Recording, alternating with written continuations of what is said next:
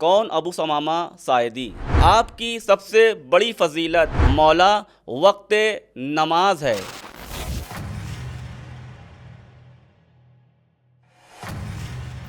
چراغ ہدایت، روشنی کا پیغام۔ بسم اللہ الرحمن الرحیم۔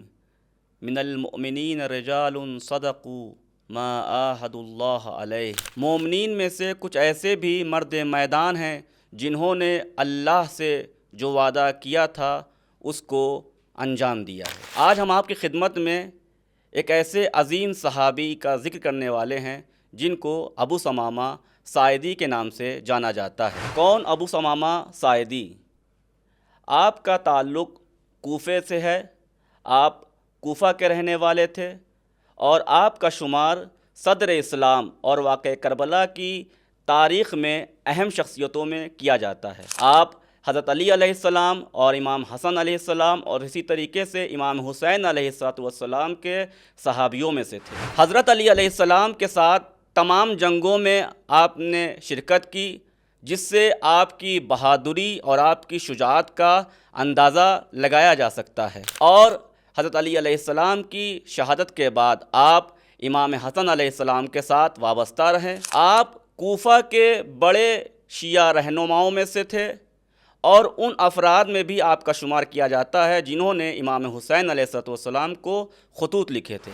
جب جناب مسلم بن عقیل کوفہ آئے تو آپ جناب مسلم بن عقیل کے ساتھ ساتھ تھے اور ان کے معاون و مددگار بنے رہے، لیکن جب کوفہ کے حالات خراب ہوئے اور جناب مسلم بن عقیل کی شہادت واقع ہو جاتی ہے تو آپ کچھ دنوں کے لیے مخفی ہو جاتے ہیں اور چھپ جاتے ہیں۔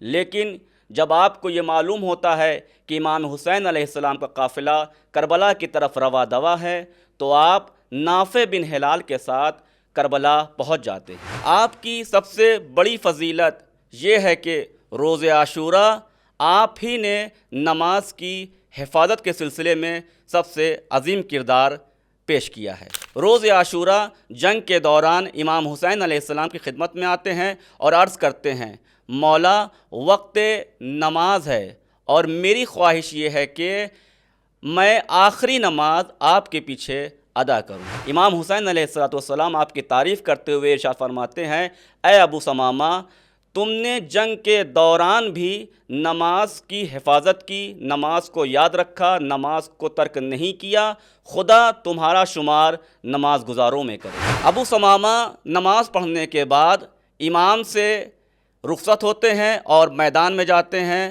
اور پھر شہید ہو جاتے ہیں۔ آپ نے اپنی زندگی سے جو دنیا والوں کو درس دیا ہے وہ یہ ہے کہ نماز کو مشکل سے مشکل وقت میں بھی ترک نہ کیا جائے، نہ چھوڑا جائے، نہ بھولا جائے، بلکہ نماز کی حفاظت کی جائے، کیونکہ یہی نماز ہے جو انسان کے اندر استقامت پیدا کرتی ہے اور قربانی کا جذبہ بھی پیدا کرتی ہے۔ لہٰذا ہم سب کا فریضہ یہ ہے کہ ہم سب آپ کی زندگی سے درس حاصل کرتے ہوئے آپ کے پیغام پر عمل پیرا ہوں تاکہ ہمارا شمار خداوند عالم کے مقرب ترین بندوں میں ہو سکے۔